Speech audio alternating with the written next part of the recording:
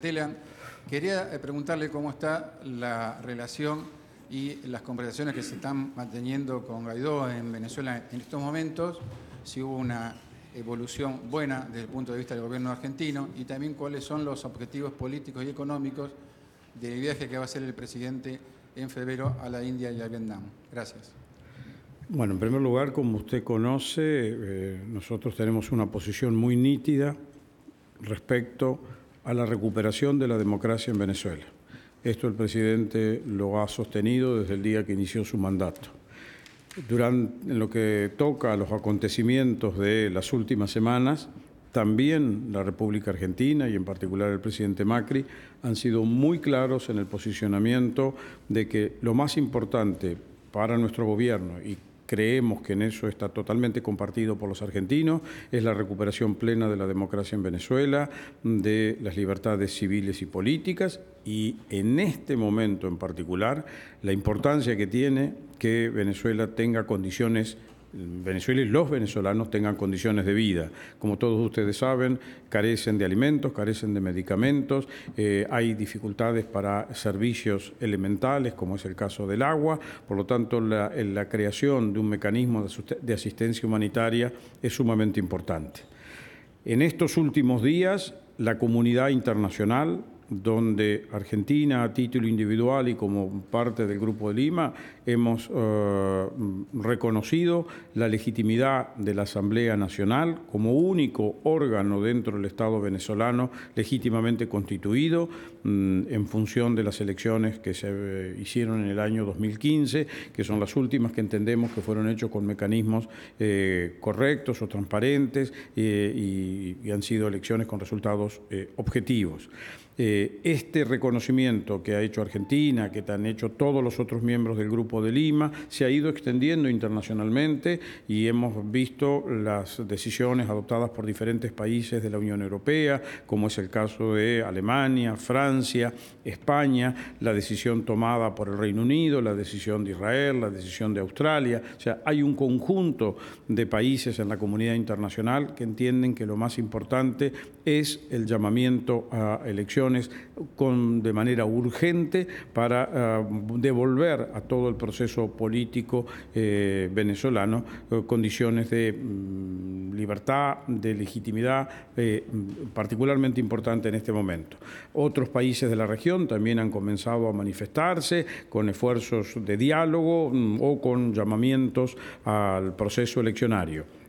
Nuestro país, el presidente de la Nación, los dirigentes que estamos en distintas funciones en el gobierno, estamos en contacto con los líderes del grupo de Guaidó, o sea, con los líderes nucleados en torno al presidente encargado de Venezuela, Juan Guaidó, con distintos representantes parlamentarios, con líderes de la oposición, y estamos en este diálogo que tiene un momento muy especial que creo que todos debemos seguir trabajando para que los venezolanos recuperen la democracia en plenitud. Y ustedes han visto además que en el interno de nuestro país los venezolanos residentes han hecho todo un mecanismo de coordinación y de comunicación valorando lo que hace nuestro país y la expectativa de ellos de poder recuperar la democracia en el suyo. Perdón, en el tema de India y Vietnam, en la semana del 18 al 22, el presidente va a estar haciendo una gira primero por India, donde va a llegar en primer lugar a New Delhi y desde allí va a estar también después en Mumbai. Esta es una visita que tiene esencialmente componentes de tipo económico-comercial. La India es un mercado con un enorme potencial de crecimiento para las exportaciones argentinas, es un mercado de más de 1.300 millones de habitantes que tienen una gran complementariedad en el sentido de que demandan alimentos, demandan productos manufacturados a partir de la industria agroalimentaria. Tenemos además mucha capacidad de complementación en sectores, llamemos así, de cooperación científico-tecnológica, tanto en la industria o en el sector de informática, software, en el sector de medicamentos y laboratorios, en el sector de servicios que se dan a la las empresas a partir del gran desarrollo tecnológico, informático que tiene la India, pero que tiene capacidad de complementariedad, que también se puede complementar en el sector del trabajo que lleva adelante algunas de las vertientes que tiene la empresa argentina INVAP, no solo en tecnología de radioisótopos para el sector médico, sino también en las posibilidades que se ofrece con el sistema de equipos de generación nuclear, de electricidad a partir de la energía nuclear, para pequeños conglomerados urbanos, o también por el sistema de radarización. O sea, tenemos con la India un panorama realmente amplísimo a desarrollar. También tenemos la expectativa de que la India se pueda sumar con su participación en la exploración del sector energético convencional. O sea, hay muchísimo para hablar con India. El presidente va a tener reuniones tanto con los grandes líderes de empresas internacionales o multinacionales que tiene India. Por lo cual va a haber encuentros de tipo económico en Delhi, y en Mumbai el presidente tiene previsto llevar adelante un encuentro con los empresarios, va a haber un foro de negocios y también vamos a volver a ver allí a grandes empresarios, porque realmente estas dos ciudades nuclean a una parte importante del tejido con capacidad de inversiones en India. Y luego el presidente va a visitar Vietnam, país con el cual nosotros tenemos uno de los superávits comerciales más importantes de nuestra política exterior, donde hay también capacidad de crecimiento, procurada no solo por nosotros, sino también por India, que tiene más interés en poder hacer crecer el tejido de comercio exterior que nos vincula. Entonces estamos haciendo dos visitas que posiblemente pueda complementarse con un paso final del presidente por Singapur. Yo le daría la bienvenida al ministro de Interior, que nos va a acompañar.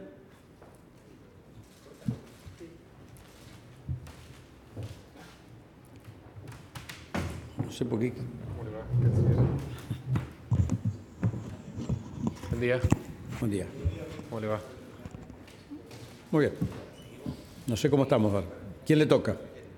Pablo Gagliano, de Radio Continental. Para el canciller, quería saber si nos puede explicar cuál es el alcance del bloqueo de Estados Unidos a las cuentas que puede utilizar Maduro, los fondos que puede utilizar, y por otra parte, si tienen información acerca del apoyo de los militares que tiene Guaidó. ¿Qué porcentaje de apoyo tiene? Gracias. A ver, en el caso de la decisión tomada por los Estados Unidos, se refiere a los activos que tiene PDVSA en Estados Unidos, cuyo sistema es de recaudación de las ventas de petróleo que pueden hacerse en el mercado americano, que el gobierno de los Estados Unidos decide tener retenidos y ponerlos a disposición de la gestión que pueda llevar adelante el presidente encargado de Venezuela, presidente de la Asamblea Nacional, Juan Guaidó. Respecto al grado de cohesión que mantienen las Fuerzas Armadas, esto es uno de los elementos, realmente los interrogantes que se hace no solo los propios venezolanos, sino también la comunidad internacional. Ha habido muchísimos llamamientos del presidente encargado Guaidó y de otros legisladores o de otros representantes de las fuerzas de oposición para que los distintos sectores de las Fuerzas Armadas vayan manifestándose en favor de esta legitimidad que constituye la Asamblea Nacional. Como ustedes han visto, empiezan a haber pequeños disensos, como funcionarios que prestan tareas en el exterior, el agregado militar en Estados Unidos, una cónsula en Miami, algún jefe de algún destacamento chico dentro de Venezuela, pero esto indica que hay al interior de las Fuerzas Armadas de Venezuela un momento de discusión y de análisis de cuáles son sus alianzas y a quién se mantienen su fidelidad, y esto es lo que muchos dirigentes internacionales han llamado a que las Fuerzas Armadas se unan o se predispongan para un diálogo y un alineamiento con el presidente encargado, que es el que representa claramente la legitimidad de Venezuela. ¿Qué tal, ministros? Buenos días. Silvia Mercado, de Infobae. Quería saber si hubo algún problema en la reunión de gabinete, porque Nos convocaron a las 11 para la reunión de prensa, son más de las 12.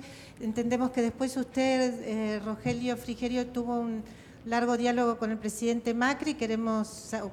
Quiero saber si hay algún tema de emergencia, algún asunto que haya sucedido y que explique esta demora y su larga conversación con el presidente. Gracias. No, antes que nada, disculpas por la demora. En general, las reuniones de gabinete duran por lo menos 1 hora y media. Arrancamos a las 10. Terminamos creo que 11:30, sí. Y después el presidente me pidió que nos juntáramos porque no habíamos tenido tiempo de conversar y de ponernos al día después de estas semanas de vacaciones, primero del presidente y después yo me tomé unos días, así que simplemente fue una reunión para ponernos al día sobre los distintos temas del país. No hay nada novedoso ni nada que comunicar significativo. ¿Y en gabinete de qué se habló? Distintos temas, de los temas de la realidad. Hablamos de los temas que está planteando ahora el canciller, temas de la situación económica. Estaba el ministro de Hacienda que justo regresó el viernes de Davos, entonces también contó lo que había sido la participación argentina, bueno, junto con el canciller en Suiza, y también hizo referencia a los distintos indicadores de la macroeconomía. Lo mismo hizo el ministro de la Producción sobre los indicadores que maneja él en su ministerio. También hubo una participación del ministro de Educación. Bueno, se debaten y se analizan los temas de la realidad en cada reunión de gabinete. Si me permitís, el ministro de Educación presentó 2 proyectos para mostrar las tareas que se están haciendo en el área de ciencia y tecnología, con 2 productos que todavía están en fase de desarrollo, pero que tendrían, siendo resultado de un trabajo que lleva adelante un sector del Estado argentino, tendrían una aplicación realmente de gran utilidad para nuestra sociedad y también para poder ofrecer en el mercado internacional, que son explotación vinculada a la purificación de agua y otros equipamientos que lleva adelante. Eso es realmente muy interesante. Y yo me metí ahora en esto porque aproveché para hacer la venta de un producto que acá el ministro de Interior siempre me recuerda que no me olvido de promoverlo, que se llama la Cooperación Sur-Sur, la conferencia de Argentina del 20 de marzo, donde vamos a tener a más de 170 países convocados por las Naciones Unidas, encabezados por el secretario general de Naciones Unidas y por un conjunto de otros presidentes de países como Angola o Mozambique, o el primer ministro de Bangladesh, presidentes de países latinoamericanos, para uno de los eventos relevantes del accionar de Naciones Unidas, que tiene que ver con los mecanismos de cooperación para dar asistencia entre países en desarrollo. Esto empezó hace ya 40 años aquí en Buenos Aires, pero ha tenido algunas sesiones a lo largo de todos estos 40 años. La última de ellas fue en el 2009 y vuelve a realizarse ahora en el 2019, y creo que es un evento de extraordinaria repercusión y que muestra la inserción de Argentina en el mundo y el hecho de lo que Naciones Unidas reconoce el protagonismo que Argentina tiene en cooperación sur-sur. Buen día, canciller. Hernán Mundo, de Radio Nacional. Consultarle si el gobierno argentino ve con decepción o si considera algo esperable respecto de lo que han sido las palabras del Papa, quien después de varias horas en Panamá, o de varios días en Panamá, se pronunció finalmente y simplemente dijo que le asustaba el derramamiento de sangre en Venezuela cuando ya habían acontecido más de 30 o 39 muertos, de acuerdo a lo que están confirmando organismos internacionales de derechos humanos en ese país. Y tratándose de un Papa argentino, ¿cómo ven esta impresión que ha formulado el sumo pontífice después de varios días sin haberse pronunciado? Como usted sabe, y yo creo que usted me ha escuchado en variadas oportunidades, no nos corresponde a quienes representamos lo que se llama el poder temporal hacer valoraciones sobre los dichos de su santidad en cuanto representa el poder espiritual. En este momento, la Iglesia de Venezuela la Iglesia que se nuclea a través de la Conferencia Episcopal Venezolana, ha tomado decisiones muy claras que no dudo que el Santo Padre, en cuanto jefe de Estado de la Santa Sede, consulta y mantiene con ellos, y la Iglesia venezolana claramente reclama por un proceso de diálogo, de democratización urgente de Venezuela, y se preocupa por las carencias que tienen todos los venezolanos. Esto ha sido inclusive objeto de homilías dichas en estos días en las distintas iglesias venezolanas, y como ustedes saben, esto ha llevado a que representantes de la barbarie contra los derechos humanos, que son los colectivos de civiles que han formado, lleguen a atacar iglesias, como lo hicieron el domingo pasado durante la misa en la iglesia de San Francisco en Caracas, donde se encontraba el presidente de la Asamblea Nacional, donde entraron a los tiros y queriendo amedrentar a todos los feligreses que estaban en la misa. Esto es un hecho que obviamente cualquier creyente, cualquier ciudadano del mundo, cualquier persona que respete los derechos humanos y el respeto a la fe, tiene que condenarlo. O sea que entiendo que la actitud de la Iglesia es de clara reproche a la falta de libertad, de vigencia de los derechos humanos y de democracia en Venezuela. Y esto lo ha dicho la Iglesia venezolana por el accionar de sus obispos o de sus representantes en contacto con sus filigreses. Sí, al canciller para Radio Ciudad. Algunos países sostienen que debe haber elecciones en Venezuela, otros que, como algunos dicen que Maduro debe entregar el poder a la Asamblea Nacional. El lunes se reúne el grupo de Lima en Ottawa. ¿Cuál es la posición que va a adoptar en ese sentido, dada esta dicotomía? O sea, nosotros estamos claramente comprometidos con la recuperación plena de la democracia en Venezuela. Y la mejor forma de tener una plena democracia es validarla a través de un acto eleccionario.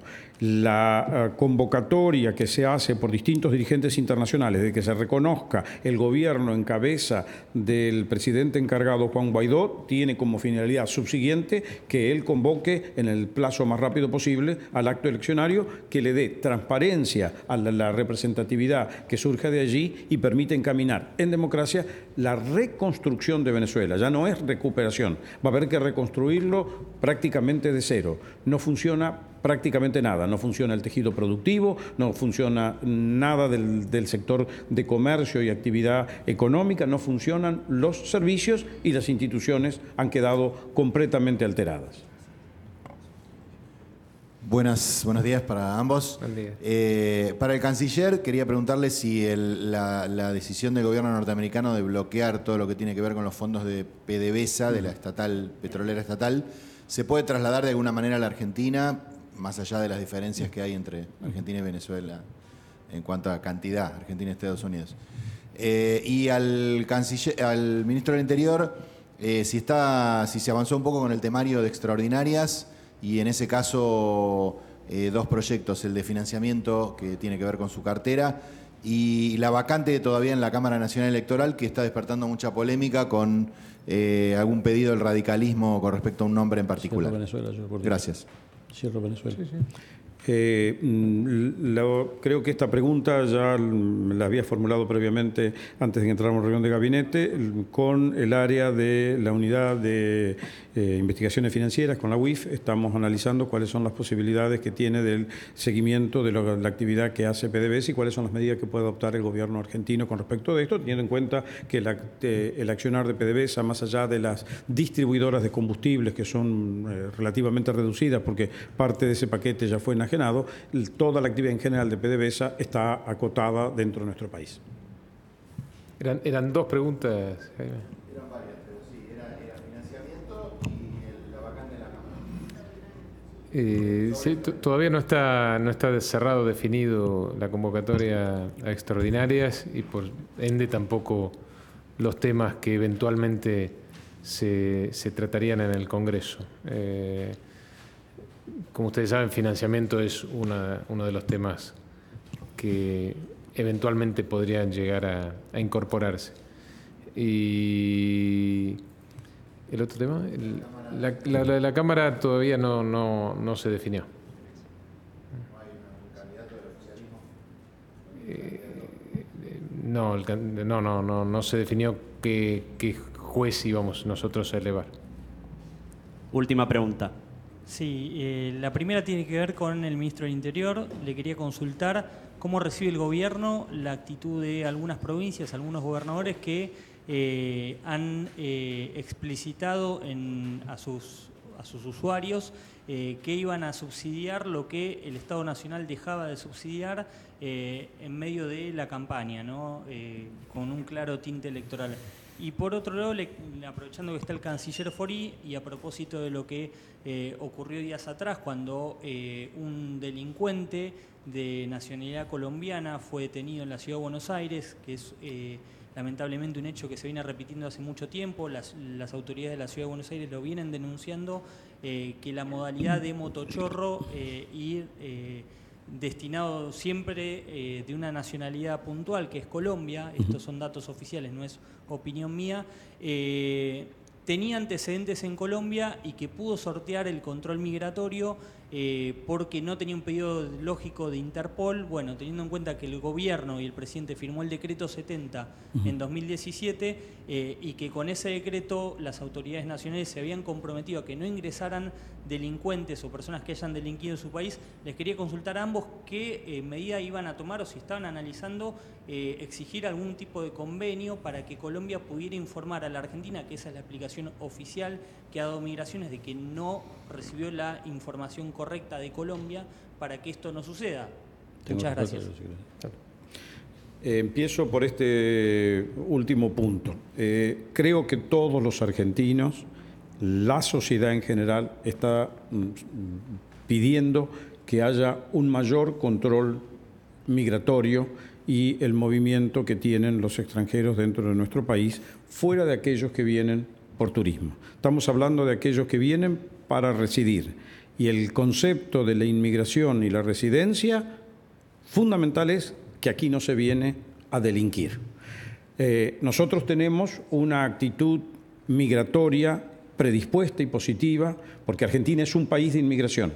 Y en el marco de las disposiciones que se adoptaron hace más de 60 o 70 años, hemos dado una gran flexibilidad para el ingreso de todos aquellos que son provenientes de países de América Latina. Lo que empezó con los países de América del Sur, después se extendió a otros países de América Latina. Y no se requieren muchos elementos, o prácticamente ninguno, para ingresar acá como turista. Al no haber una actitud de excesivo control sobre quienes son parte de los países de la comunidad latinoamericana, llegan y algunos aprovechan esta gran facilidad para delinquir. En el caso que usted menciona de una nacionalidad en particular, obviamente es fruto de una operatoria claramente diseñada para atraer gente para que haga este tipo de delitos. De allí que el director de Migraciones haya referido la importancia de poder contar con los antecedentes de que tiene esa persona, pero eso solo se puede hacer una vez que él quiera iniciar un trámite de radicación o de vivir entre nosotros en forma temporaria por lo menos. Pero quien ingresa como turista y después se dedica a delinquir, esto es un problema que tenemos que resolver. Y esto parte de una política migratoria en que todos aceptemos que tiene que haber un mayor control aceptado por la sociedad. Sí, la pregunta tenía que ver justamente con eso, con una promesa que había hecho el gobierno nacional en su momento de que iban a exigir la firma de convenios con distintos países para que la persona que estuviera ingresando al país se pudiera saber, independientemente de si viene como turista o viene a radicarse, qué tipo de antecedentes penales tiene en su país, más allá de no tener un pedido de captura. Esto es un trabajo que estamos haciendo en conjunto, la Dirección de Migraciones, que depende del Ministerio de Interior, y nuestra Cancillería. Hay una combinación justa de poder mantener las corrientes de turismo. No olvidemos que aquí no solo hay una gran cantidad de estudiantes, de gente que reside entre nosotros, en el caso de Colombia, que reside trabajando, pero también hay una importantísima corriente de turistas. Y los turistas, como usted lo sabe, y porque usted habrá sido turista, usted no viaja con los antecedentes penales cuando va a otro destino. Si no tiene el sistema de visado, no se le requiere esto. Lo que tenemos que encontrar es un justo medio. Independientemente de eso, nosotros hemos incorporado en el control de la migración la base de datos de Interpol, que en el pasado no existía. Hoy todos los que tienen pedido de captura internacional son parados en la frontera argentina y no ingresan a nuestro país. Esto tiene 2 años de vigencia. Independientemente de eso, también hemos logrado generar una política que diferencie con mucha claridad al inmigrante del delincuente, cosa que también en el pasado no se había podido lograr. Y de hecho hemos tenido más deportaciones en estos 3 años de gestión que en los últimos 12 años del gobierno anterior. Y esto ha sido producto de una decisión política del presidente de precisamente diferenciar de aquel inmigrante que quiere venir a trabajar a la Argentina de aquel que cree que la Argentina es un buen lugar para delinquir. Y esto es un tema que, por supuesto, además, en el cual tenemos que seguir trabajando, y estamos trabajando en acelerar, entre otras cosas, los procesos de deportación. Un trabajo permanente que el presidente además está muy encima de este tema. Respecto del tema de las tarifas sociales, el año pasado, en el marco de la discusión de la adenda del consenso fiscal con las provincias y de la discusión misma del presupuesto nacional, se avanzó mucho en la clarificación de las responsabilidades de los distintos niveles de gobierno. Nosotros en los primeros años de nuestra gestión avanzamos mucho en la mayor descentralización de recursos. Hoy están las provincias recibiendo muchos más recursos de libre disponibilidad automáticos del Gobierno Nacional que en el pasado. Estamos en un nivel récord de transferencia de recursos, lo cual ha mejorado sustancialmente la situación fiscal y financiera de las provincias. Recordemos que cuando nosotros asumimos, por lo menos una decena de provincias tenían dificultades para pagar sueldos y aguinaldos en diciembre del 2015. Eso ya forma hoy parte de la historia por 2 razones. Primero, por la decisión del presidente de transferirle a las provincias más recursos automáticos, no sujetos a la discrecionalidad de quien gobierne circunstancialmente el país. Y segundo, por el cumplimiento de la ley de responsabilidad fiscal, que también logramos llevar adelante juntos, nación y provincias. Eso tenía y tiene que estar acompañado con una definición más clara de las responsabilidades de los distintos niveles de gobierno, cosa en donde todavía tenemos mucho por hacer y por avanzar. Una de esas cosas se logró en la discusión del consenso fiscal y del presupuesto del año pasado, que tiene que ver con la energía eléctrica y con el transporte intraurbano de pasajeros. El transporte intraurbano de pasajeros en cualquier país federal está en manos de los gobiernos locales.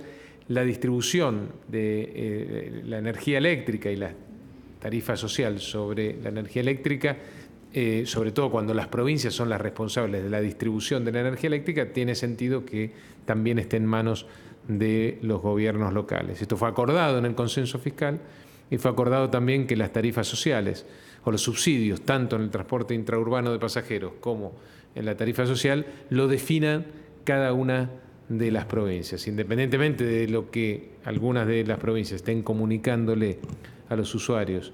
Actualmente no es que el gobierno de un día para el otro y de manera arbitraria deja de tener esa responsabilidad, sino que fue producto de un acuerdo con las provincias a partir del cual las provincias recibían más recursos del gobierno nacional, también se les habilitaba a tener o a contar con más recursos propios, y a partir de esa decisión y de esa negociación se hacían cargo de la tarifa social o del subsidio tanto en la tarifa social eléctrica como en el transporte urbano de pasajeros. Eso fue parte del acuerdo y está perfectamente definido en la adenda del consenso fiscal que firmaron el 80% de las provincias el año pasado. Mi pregunta para el ministro Frigerio es, usted dijo en una entrevista periodística hace pocos días que el presidente y los gobernadores de Cambiemos, salvo Cornejo que no puede, van a ir por la reelección. Quería preguntarle si eso es su posición personal, si es la posición del presidente y si en algún momento se analizó que vaya también como postulante a la presidencia a Vidal, ya que en algunas encuestas tiene mejor imagen que el presidente. Gracias. No es una posición personal. El presidente ya ha aclarado que está dispuesto a tener un nuevo periodo a cargo de la administración del país, y lo mismo han hecho la gobernadora Vidal, el jefe de gobierno de la ciudad, Horacio Rodríguez Larreta, y el gobernador Gerardo Morales. Como ustedes dicen, en el caso de Mendoza no hay reelección, y en el caso de Corrientes, que es la otra provincia gobernada por Cambiemos, la elección fue en el 2017. Así que no es una novedad lo que dije, es algo que ya los propios candidatos ya se han expresado en este sentido. Muchas gracias. Presidente, pero me dijeron que empezara. Estaban poniéndose.